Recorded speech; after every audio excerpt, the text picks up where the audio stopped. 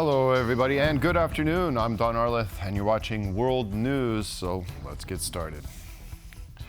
Poland's Foreign Minister Radosław Sikorski says a great majority of NATO allies want Ukrainian President Volodmyr Zelenskyy to be invited to the alliance's next summit at The Hague. The comments come off the back of Polish presidential candidate Karol Nawrocki promising to block Kyiv's accession to NATO if successful at the June 1st ballot. We're now joined live by our EU correspondent, Angela Skujins in Brussels. Good afternoon, Angela. So what do Sikorski's comments mean for Ukraine's attendance, and is this invitation now a done deal?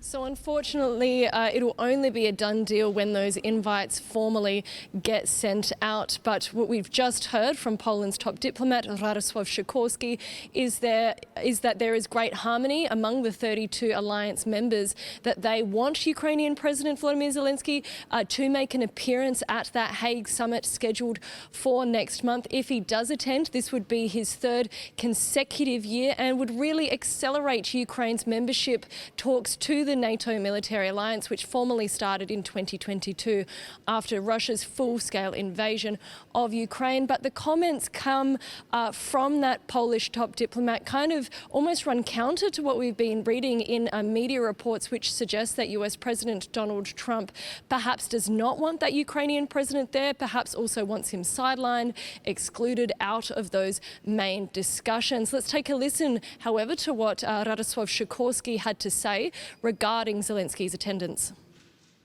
We had a discussion on this at the informal NATO ministerial in Antalya in Turkey, and the great majority of member states spoke up in favor of inviting President Zelenskyy.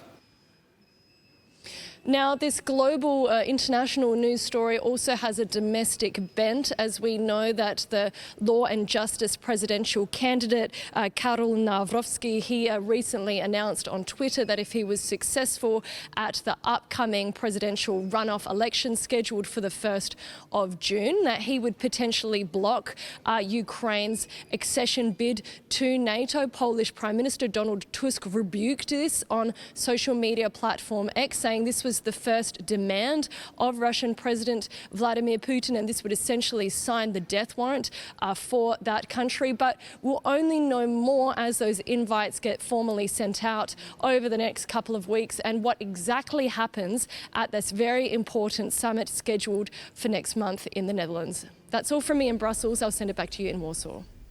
All right, Angela Skujins reporting from Brussels. Thank you for that. We'll be checking in with you later. Ukraine is set to press the European Union to apply harsher sanctions on Russia in the face of reluctance from the United States to put pressure on the Kremlin. Our correspondent Alex Kadier has this next report.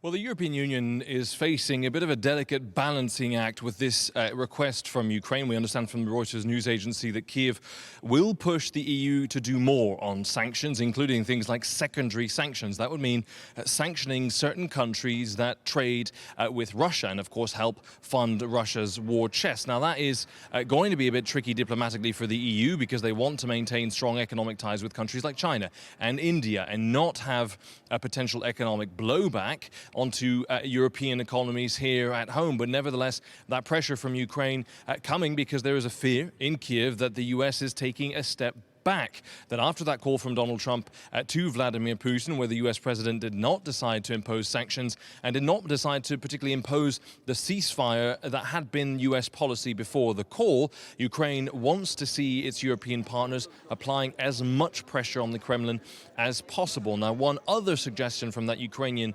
paper would be to make more decisions within the EU with majority voting. Now, that would avoid countries like Hungary and Slovakia blocking sanctions against Russia, blocking aid to Ukraine, as they have done in the past. But because of this delicate balancing act and the fact that, frankly, the European Union has already applied a lot of pressure through sanctions on Russia, finding more ways to do it will be difficult. Nevertheless, There is political will within the European institutions. We heard from Ursula von der Leyen, the Commission President, saying that the 18th package of sanctions, the next package of sanctions, will be stronger, will try and hurt Russia's war effort as much as possible. But clearly, as I said, it will be a difficult balancing act to find the balance between effective sanctions and avoiding economic damage in the European Union. In Brussels, I'm Alex Cadye for TVP World. Now, the U.S. is still holding out hope. U.S. Secretary of State Marco Rubio has said that he anticipates Russia will offer proposals for a ceasefire in Ukraine in the coming days. He noted that these proposals presented by Moscow will enable the United States to determine whether Russia's intentions are genuine or not.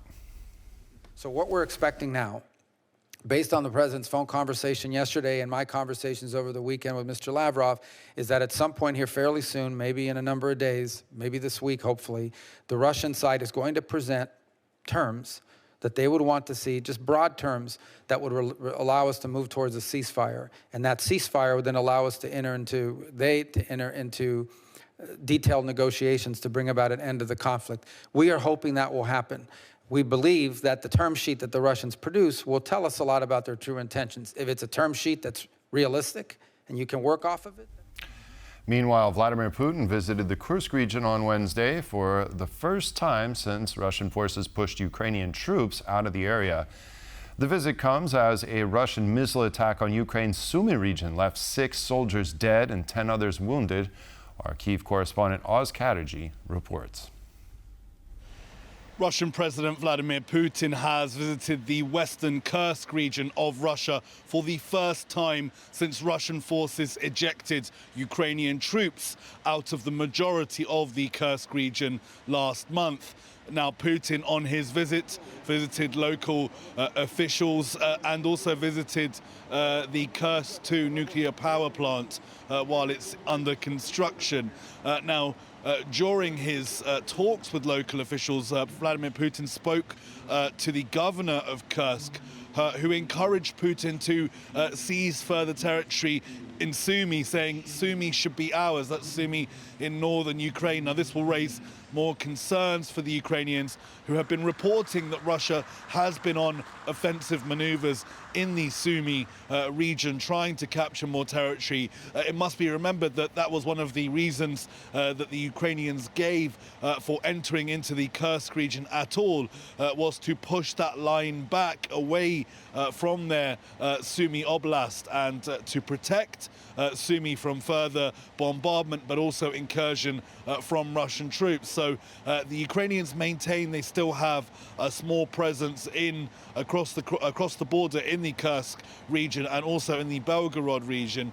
But this move by Putin shows that he's certainly emboldened. He didn't visit Kursk at all while it was under Russian-Ukrainian occupation. But again, these words regarding Sumy are going to be causing further concern in Kyiv, particularly given how long the front line is already in the east and south of the country. Having to add having more troops stationed in the north will only weaken their lines in other parts of the country. It's Oz Chatterjee reporting from Kyiv for TVP World.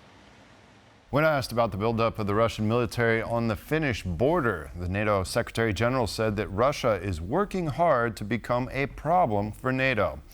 According to Secretary Mark Rutte, members of the alliance should drastically increase their defense spending to successfully deter Moscow.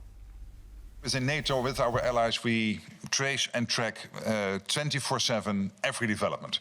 That doesn't mean that I can always comment on every development. But let me zone out a little bit from the concrete question. We know that Russia is at an enormous pace reconstituting itself. They are producing at this moment ammunition at a level which has not been seen in recent decades. They produce 4 times as much ammunition as the whole of NATO is producing as we speak. They're reconstituting their armies. Their whole economy is on a war footing. And we have had open sources saying from intelligence services that by 27 or by 2030 or by 2032, they might be able to be at such a level of strength that they could try something silly.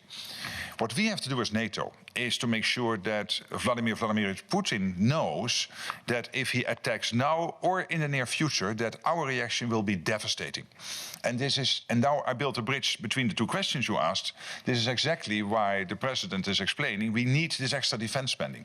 Because with the 2%, we can keep ourselves safe today and tomorrow. If the discussion in The Hague leads us to a general agreement that we need to spend up to 5%, Czech Republic is ready to support it. And that concludes this edition of World News, but stay with us because Bottom Line is coming up next.